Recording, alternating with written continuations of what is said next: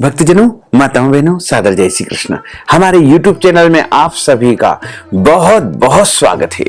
मैं हूं आप सभी के साथ आचार्य धर्मेंद्र शास्त्री। आज हम आपको विजया एकादशी की दिव्य और ज्ञानमयी कथा सुनाने जा रहे हैं। इस कथा को अंत तक सुनिएगा। कथा को कभी भी बीच में अधूरा नहीं छोड़ना चाहिए और कथा श्रवण करने के बाद, कथा सुनने के बाद इसको अधिक से अधिक लोगों को शेयर भी कर दीजिएगा, क्योंकि जब हम ज्ञान को बांटते हैं तो हमारे ज्ञान में वृद्धि होती है।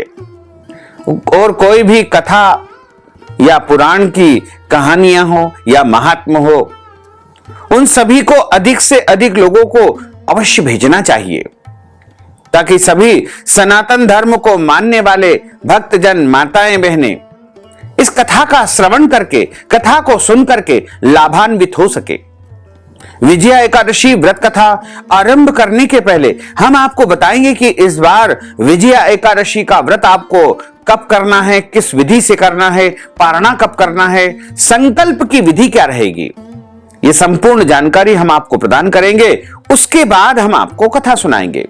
तो आप सभी से अनुरोध है कि हमारे इस ज्ञानवर्धक वीडियो को अंत तक जरूर देखें और देखने के बाद शेयर भी अवश्य करें। फाल्गुन मास के कृष्ण पक्ष की एकादशी को विजया एकादशी के नाम से जाना जाता है।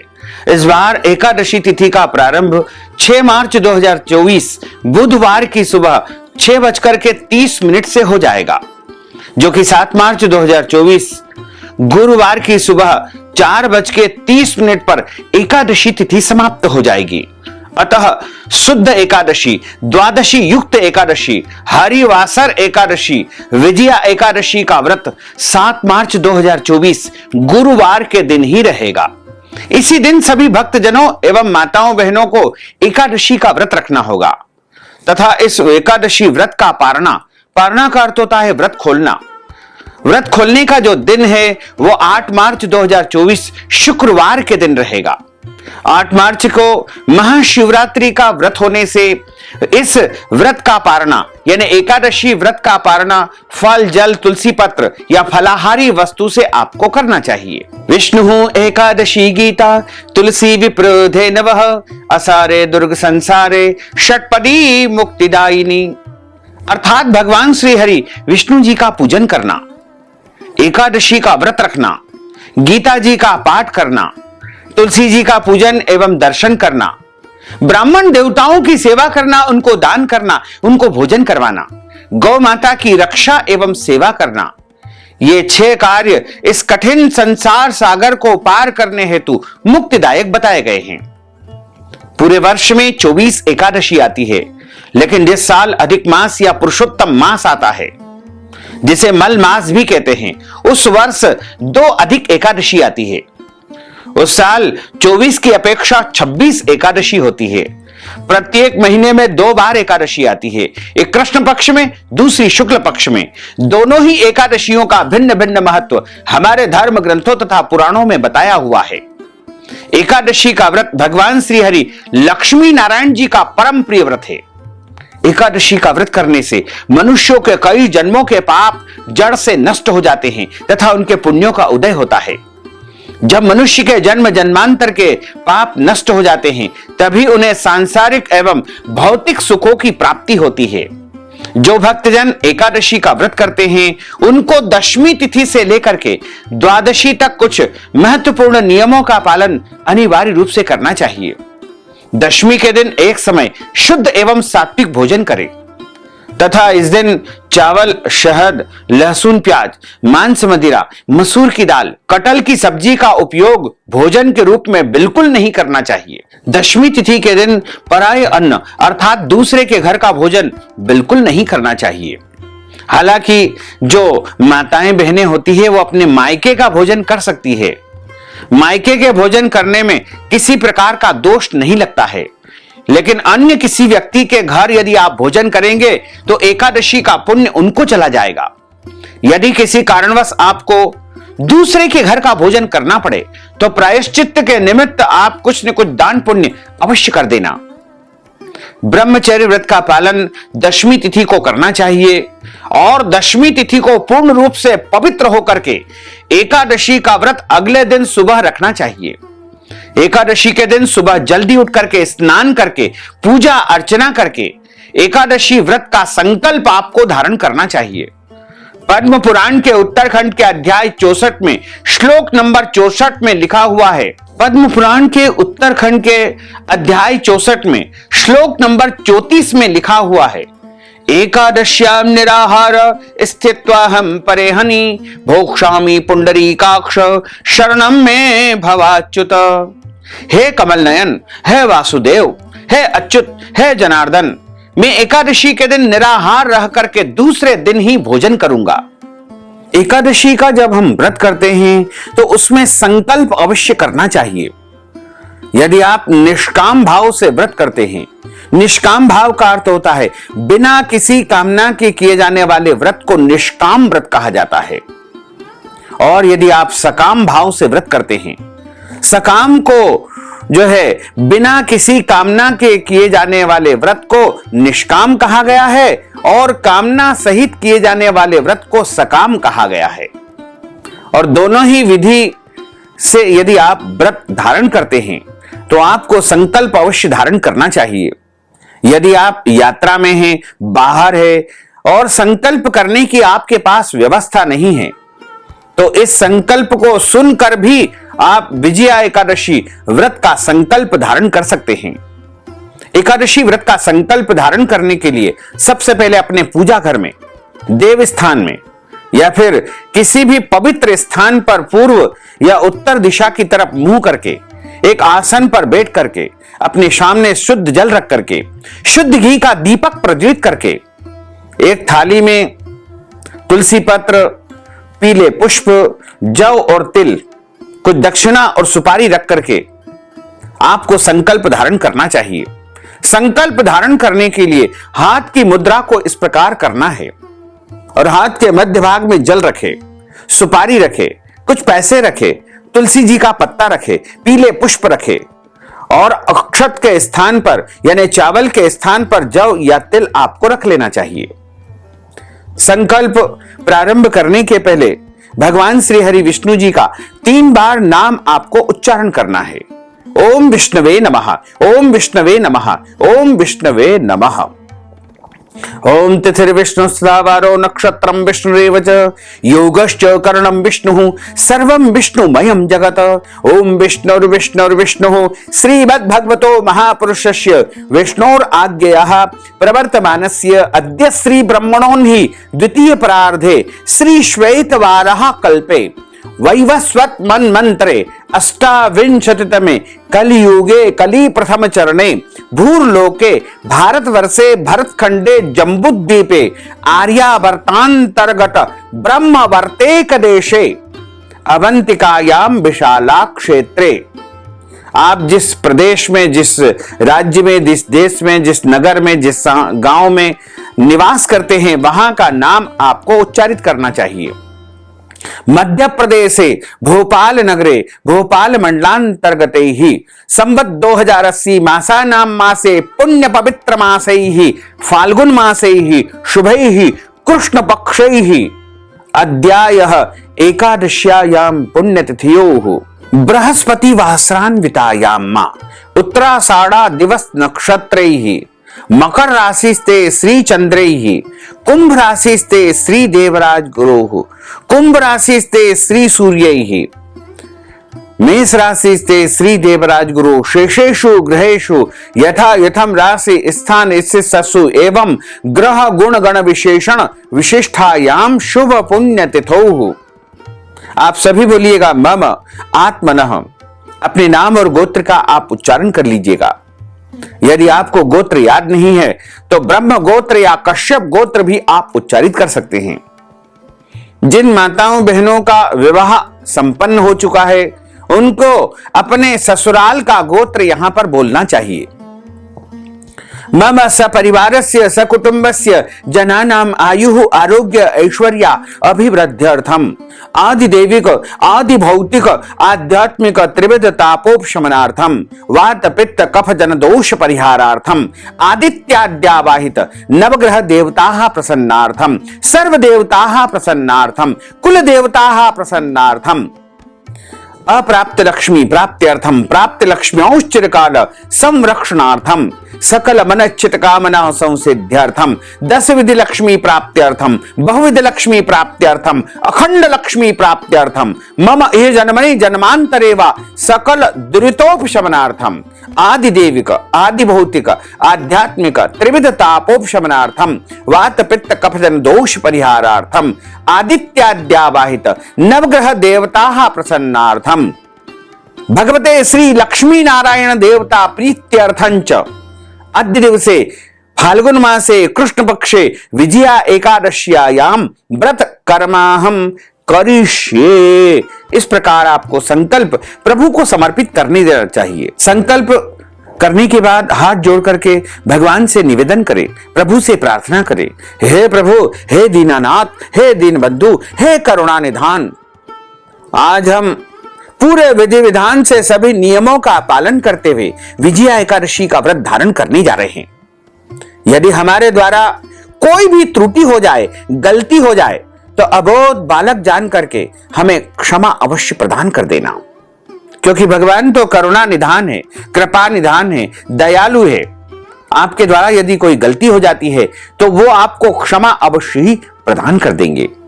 इस प्रकार आपका संकल्प हो जाएगा और संकल्प में जो समर्पित वस्तुएं की जाती है उनमें दक्षिणा ब्राह्मण देवता को प्रदान करना चाहिए और अन्य जो वस्तुएं हैं उनको जल में या किसी भी जलाशय में या पवित्र स्थान पर गमले में विसर्जित कर देना चाहिए। एकादशी के दिन संकल्प धारण करने के बाद सूर्य भगवान को अर्घ्य प्रदान करें, माता पिता को, गुरुजनों को, पूज्य पुरुषों को नमन करें, उनको प्रणाम करें, तुलसी जी का पूजन एवं दर्शन करें, गौ माता का पूजन करें तथा इस दिन किसी भी परिस्थिति में एकादशी को अन्न का सेवन नहीं करना चाहिए। इस दिन केवल और केवल फलाहार करना चाहिए। सर्वोत्तम फलाहार गाय का दूध एवं फल ही माने गए हैं। अन्य जो फलाहारी वस्तु है जैसे साबूदाने, मूंगफली दाने और अन्य जो भी शुद्ध और सात्विक फलाहार है उसका उपयोग आप एकादशी के फलाहार में कर सकते हैं। एकादशी के दिन झूठ न बोले, क्रोध न करे, लड़ाई झगड़ा एवं वाद विवाद बिल्कुल न करे। ब्रह्मचर्य व्रत का पालन करना चाहिए। दाढ़ी कटिंग या शेविंग नहीं करवाना चाहिए।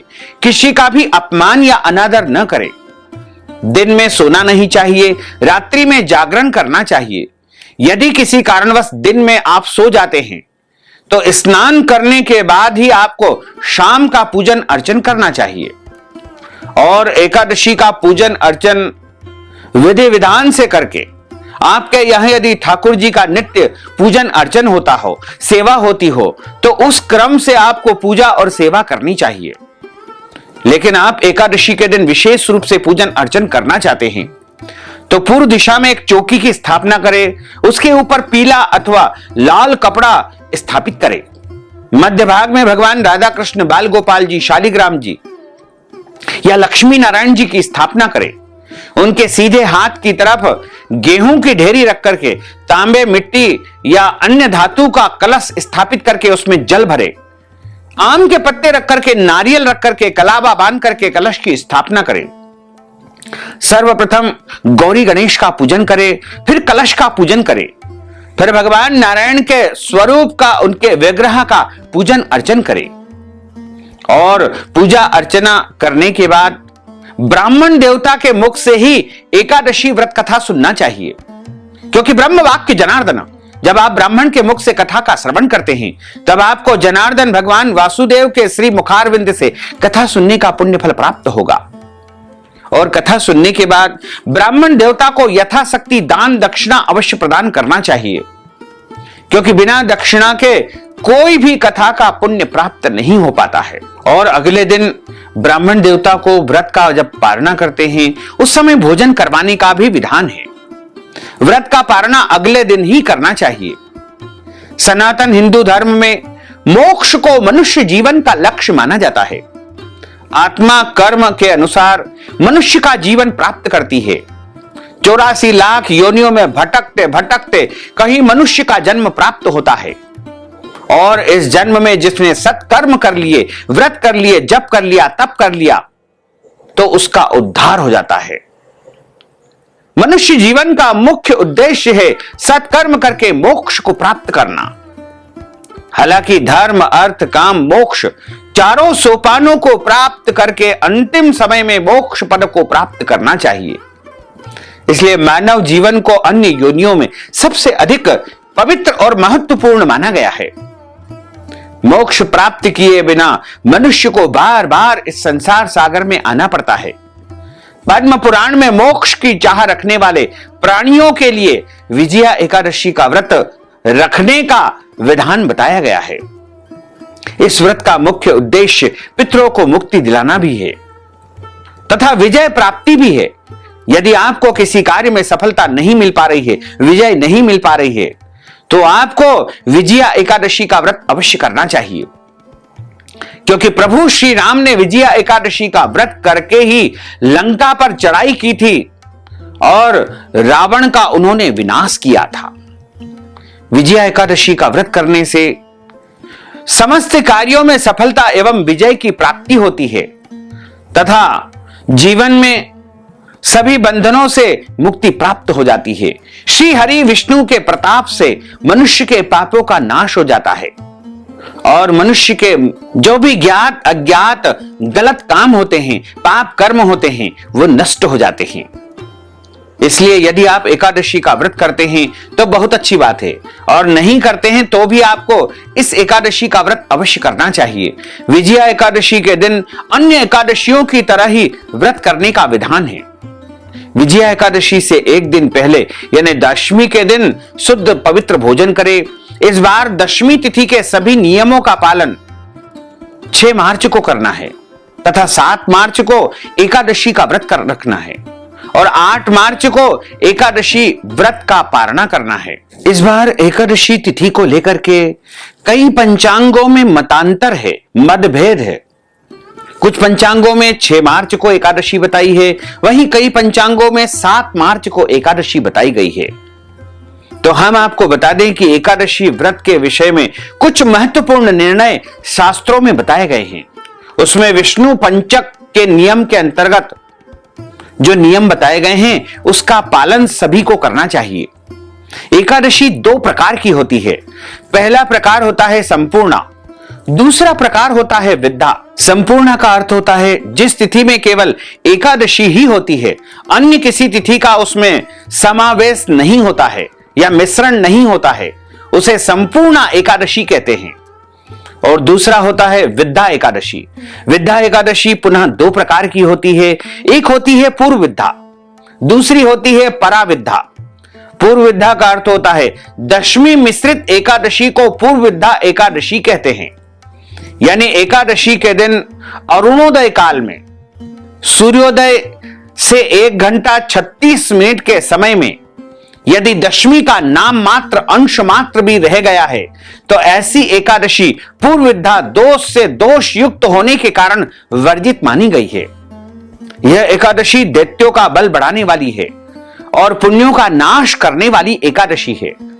पद्म पुराण में वर्णन किया गया है कि वासरम दशमी विधम दैत्यानां पुष्टिवर्धनम मदीयम नास्ति संदेहः सत्यम सत्यम पितामह। दशमी मिश्रित एकादशी दैत्यों के बल को बढ़ाने वाली है, इसमें किसी भी प्रकार का कोई संदेह नहीं। और पराविद्या का अर्थ होता है द्वादशी मिश्रित एकादशी को पराविद्या एकादशी कहते हैं। पद्म पुराण में स्पष्ट रूप से लिखा हुआ है कि द्वादशी मिश्रिता ग्राह्य सर्वत्र एकादशी तिथि ही, अर्थात द्वादशी मिश्रित एकादशी सर्वदा ही ग्रहण करने योग्य है। कभी भी दशमी युक्त एकादशी का व्रत किसी को भी नहीं करना चाहिए। सदैव द्वादशी युक्त एकादशी का ही व्रत धारण करना चाहिए, चाहे अगले दिन आपको त्रयोदशी में व्रत का पारणा करना पड़े, लेकिन हमेशा द्वादशी युक्त एकादशी का ही व्रत रखना चाहिए। इसलिए भक्तों को, वैष्णवों को पराविद्या एकादशी का व्रत ही रखना चाहिए। ऐसा व्रत करने से आपकी भक्ति और शक्ति दोनों में वृद्धि होगी। ऐसी एकादशी व्रत का पालन करने से आपको एकादशी का पूरा पूरा पुण्य प्राप्त होगा। दशमी मिश्रित एकादशी से पुण्य का क्षय होता है। एकादशी व्रत के विषय में पद्म पुराण में एक महत्वपूर्ण प्रसंग आता है कि जब भगवान वाराह और हिरण्याक्ष का युद्ध हो रहा था, तब भगवान नारायण के बार बार प्रयास करने पर भी हिरण्याक्ष का वध नहीं हो पा रहा था, अर्थात हिरण्याक्ष को भगवान नहीं मार पा रहे थे। तब ब्रह्मा जी ने उनसे प्रश्न किया कि हे नारायण, आप तो सर्वशक्तिमान हैं और यह दुष्ट असुर आपकी दृष्टि मात्र से ही मृत्यु को प्राप्त हो जाना चाहिए, लेकिन ऐसा क्यों नहीं हो पा रहा है? आप इसको क्यों नहीं मार पा रहे हैं? तब भगवान श्री हरि विष्णु ने कहा कि हे ब्रह्मा जी, देवताओं के द्वारा तो द्वादशी युक्त एकादशी का ही व्रत किया जाता है, लेकिन दैत्यों के गुरु शुक्राचार्य की माया से मोहित होने से कुछ ब्राह्मण देवता दशमी युक्ता एकादशी का व्रत कर रहे हैं, क्योंकि दशमी के दिन दैत्यों की उत्पत्ति हुई थी और एकादशी के दिन देवताओं की उत्पत्ति हुई थी। इसलिए दशमी युक्ता एकादशी का व्रत करने से दैत्यों का बल बढ़ता है और द्वादशी युक्त एकादशी का व्रत करने से देवताओं का बल बढ़ता है। ब्राह्मणों के दशमी विद्या एकादशी का व्रत करने से इस दैत्य की शक्ति में वृद्धि हो रही है और इसका वध नहीं हो पा रहा है। जो मनुष्य दशमी युक्ता एकादशी का व्रत करते हैं, उसके अंदर आसुरी शक्ति बढ़ने लगती है। कलयुग में सब लोग मोहित होकर के दशमी विद्या एकादशी का व्रत करेंगे, इसलिए दुनिया में अशांति बनी रहेगी। जब सीता माता को लक्ष्मण जी वाल्मीकि ऋषि के आश्रम में छोड़ करके आए थे, तब सीता माता ने वाल्मीकि ऋषि से एक बार प्रश्न किया कि हे ऋषिवर, मैंने जीवन में कभी भी कोई गलत कर्म नहीं किया है, पाप कर्म नहीं किया है, अनैतिक कार्य नहीं किया है, सदैव पतिव्रता रही और पति की सेवा की, फिर भी मेरे जीवन में इतने सारे कष्ट क्यों आए? तब वाल्मीकि ऋषि ने सीता माता को जवाब दिया था कि आपने कभी अपने पूर्व जन्म में दशमी विद्या एकादशी का व्रत किया था। उसी दिन आपने एकादशी व्रत का पालन किया था। इससे आपके पुण्यों का क्षय हो गया तथा आपके पापों की वृद्धि हो गई। उसी का परिणाम है कि आपको बहुत कष्ट झेलना पड़े। पुराणों में स्पष्ट रूप से लिखा हुआ है कि दशमी विद्या एकादशी का व्रत करने से धन, परिवार और पुत्र का विनाश होता है। दशमी विद्या एकादशी अशुद्ध मानी जाती है, आसुरी शक्ति को बढ़ाने वाली एकादशी है। इसलिए इस दिन एकादशी का व्रत कदापि शास्त्र सम्मत नहीं है। पुराणों में स्पष्ट मत मिलता है कि अगर दशमी विद्या एकादशी हो, दूसरे दिन सूर्योदय से पहले ही एकादशी समाप्त हो रही हो, तो द्वादशी के दिन ही एकादशी का व्रत करके त्रयोदशी को ही व्रत का पारणा करना चाहिए। लेकिन कभी भी आपको दशमी विद्या एकादशी का व्रत नहीं रखना चाहिए। अब हम आप सभी को विजया एकादशी व्रत कथा सुनाने जा रहे हैं। बोलिए श्री गिरिराज धरण की जय, श्री बाल कृष्ण लाल की जय, श्री श्याम सुंदर यमुने महारानी की जय, जगत गुरु श्री वल्लभाधीश की जय, गोसाई जी परम दयाल की जय, श्री गुरुदेव की जय, लाडले लाल की जय, आज के आनंद की जय। गुरुर्ब्रह्मा गुरुर्विष्णु गुरुर्देवो महेश्वरा, गुरुः साक्षात् परब्रह्म तस्मै श्री गुरुवे नमः। श्री अखंड मंडलाकारं व्याप्तं येन चराचरं तत्पदं दर्शितं येन तस्मै श्री गुरुवे नमः। कृष्णाय वासुदेवाय हरये परमात्मने प्रणतः क्लेशनाशाय गोविंदाय नमो नमः। वसुदेव सुतं देवं कंसचाणूरमर्दनं देवकी परमानंदं कृष्णं वंदे जगद्गुरुं। सच्चिदानंद रूपाय विश्वोत्पत्त्यादिहेतवे तापत्रय विनाशाय श्री कृष्णाय वयं नुमः।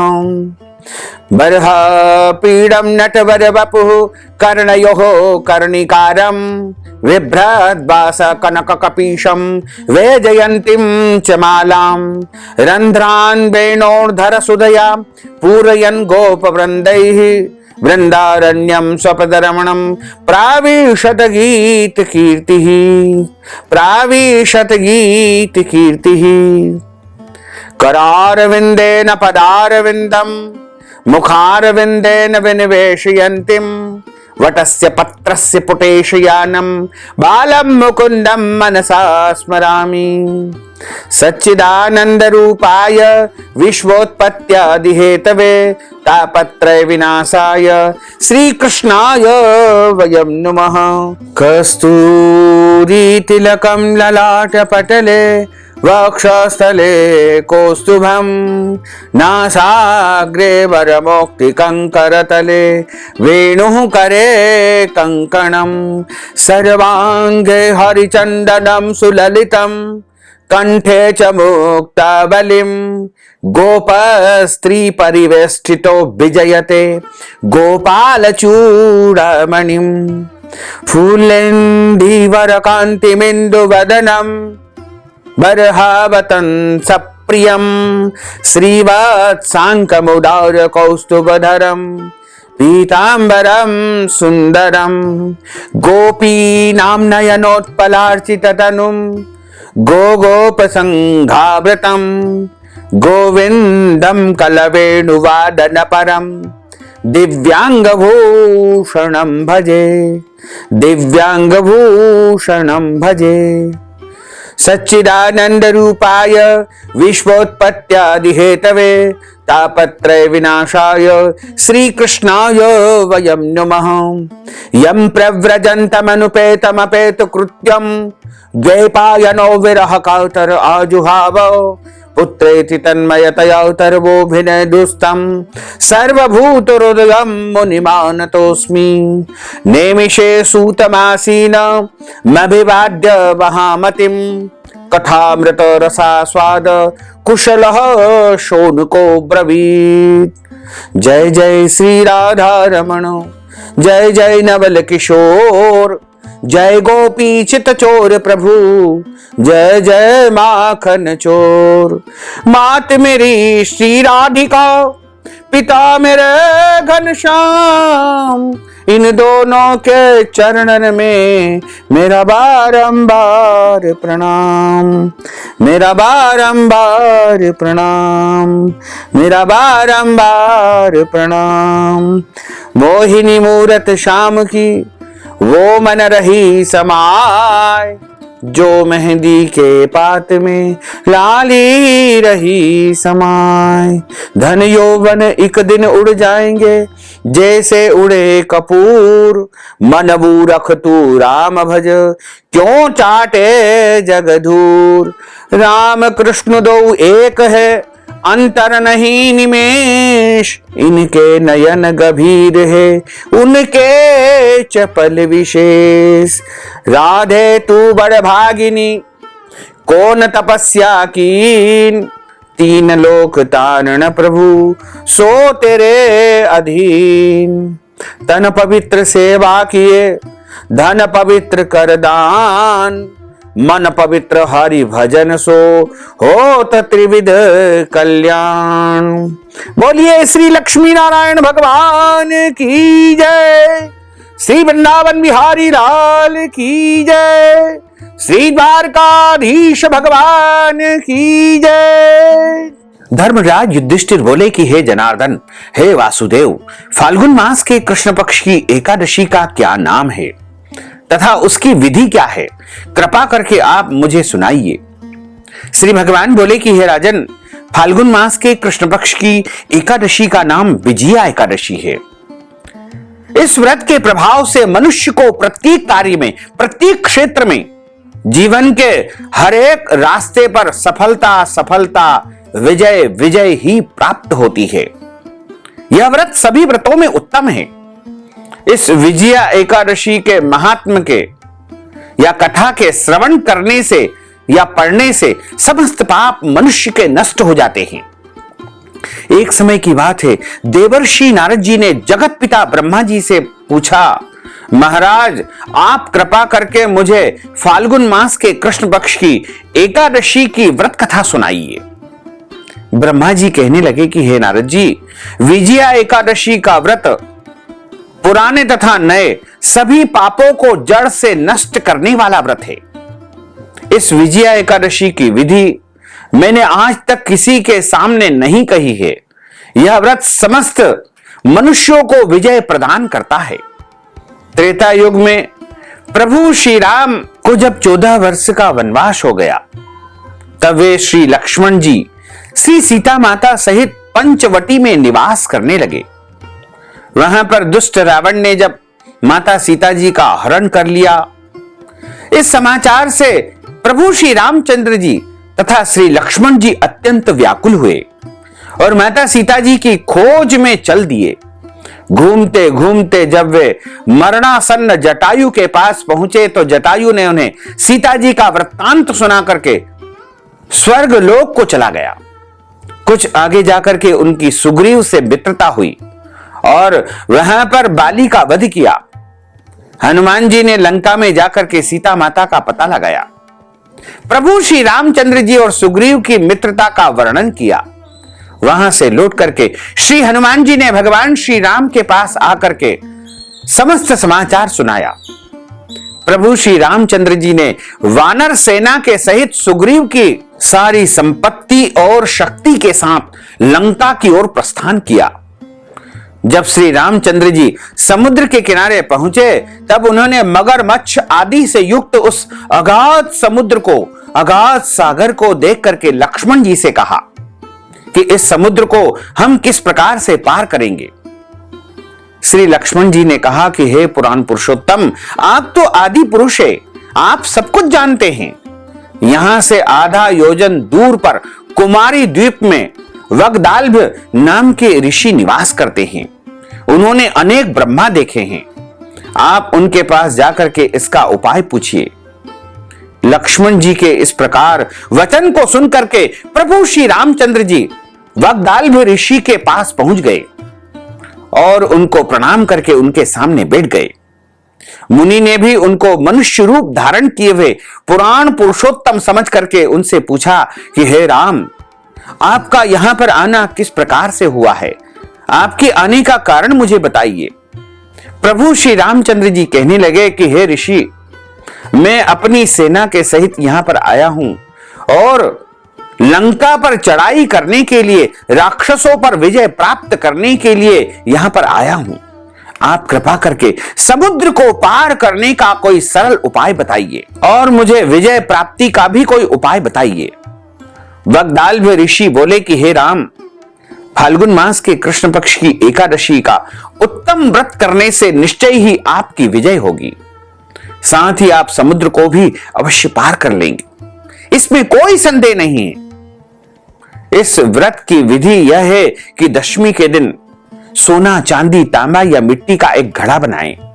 उस घड़े को जल से भर करके पंच पल्लव यानी 5 प्रकार के पत्ते रख करके वेदिका पर, पटे पर उसके स्थापित करें।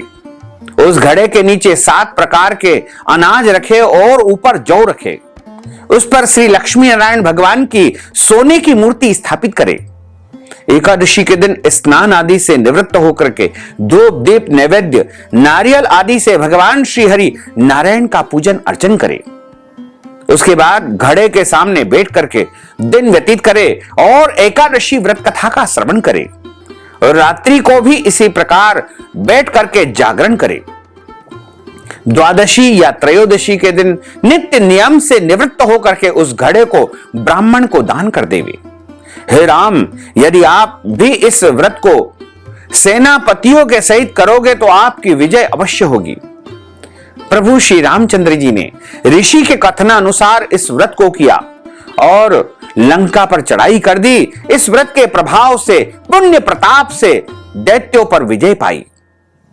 अतः हे राजन, जो कोई मनुष्य विधि पूर्वक इस व्रत को करेगा, तीनों लोकों में उसकी विजय अवश्य होगी, इसमें कोई संदेह नहीं है। श्री ब्रह्मा जी ने श्री नारद जी से कहा कि हे पुत्र, जो कोई इस व्रत के महात्म को पढ़ता है या सुनता है उसको वाजपेयी यज्ञ का फल प्राप्त होता है।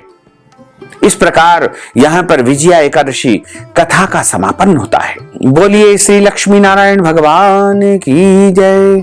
अच्युतम केशवम राम नारायणम कृष्ण दामोदरम वासुदेवम हरे श्रीधरम माधवम गोपिका वल्लभम श्री जानकी नायकम श्री रामचंद्रम भजे जानकी मनोहरम सर्वलोक नायकम श्री शंकरादि सेवितम पुण्य नाम कीर्तनम श्री राम राम राम राम राम नाम तायकम राम कृष्ण वासुदेवा भक्ति मुक्तिदायकम राम कृष्ण वासुदेवा भक्ति मुक्तिदायकम हरे राम राम राम हरे हरे हरे कृष्ण कृष्ण कृष्ण हरे हरे श्री कृष्ण गोविंद हरे मुरारे हे नाथ नारायण वासुदेवा हे नाथ नारायण वासुदेवा।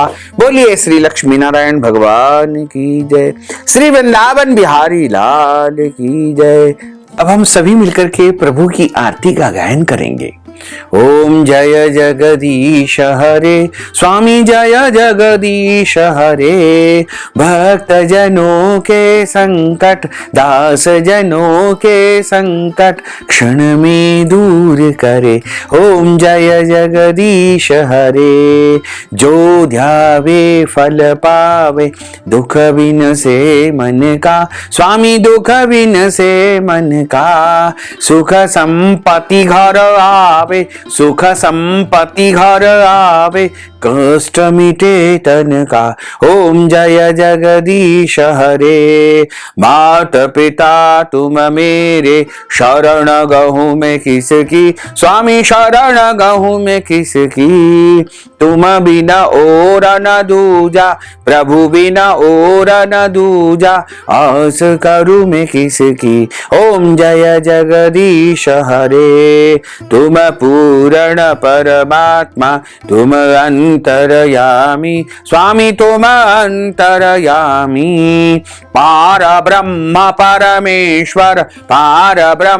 परमेश्वर तुम सबके स्वामी। ओम जय जगदीश हरे तुम करुणा के सागर तुम पालन करता स्वामी तुम पालन करता मैं सेवक तुम स्वामी मैं सेवक तुम स्वामी कृपा करो भरता।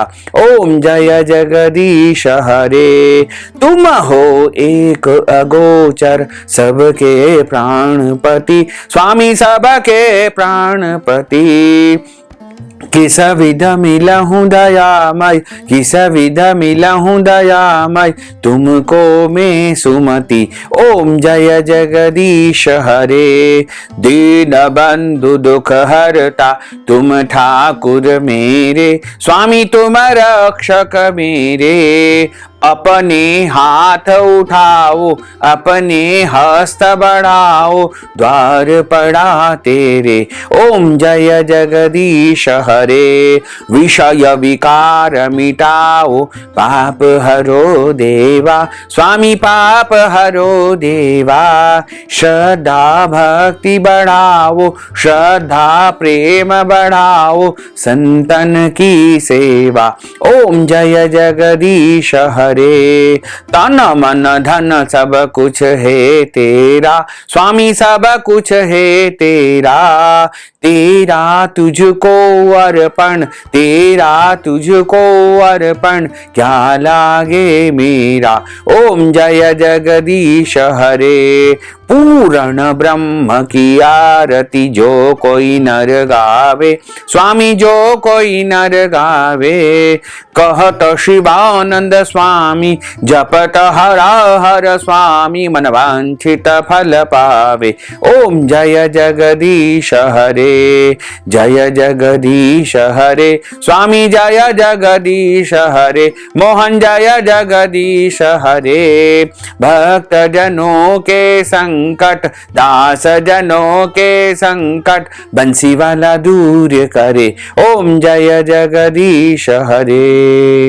कर्पूरगौरं करुणावतारं संसारसारं भुजगेन्द्रहारं सदा वसन्तं हृदयारविन्दे भवं भवानी सहितं नमामि। मंदारमालांकुलितालकाये कपालमालांकृतशेखराये दिव्यांबराये दिगंबराये नमः शिवाय आरार्तिक्यं समर्पयामि नमो नमः। हरिः ओं मा यज्ञेन यज्ञमय जन्तदेवास्तानि धर्माणि ब्रह्माण्यासन्न तेहनाकं महिमानः सचन्त्रयत्र पूर्वे साध्याः सन्ति देवाः। ओं राजाधिराजाय प्रसय्यसाहिने नमो वयं श्रवणाय कुर्महे समे कामान काम कामाय मह्यं कामेश्वरो वै श्रवणो ददातु कुबेराय वै श्रवणाय महाराजाय नमः।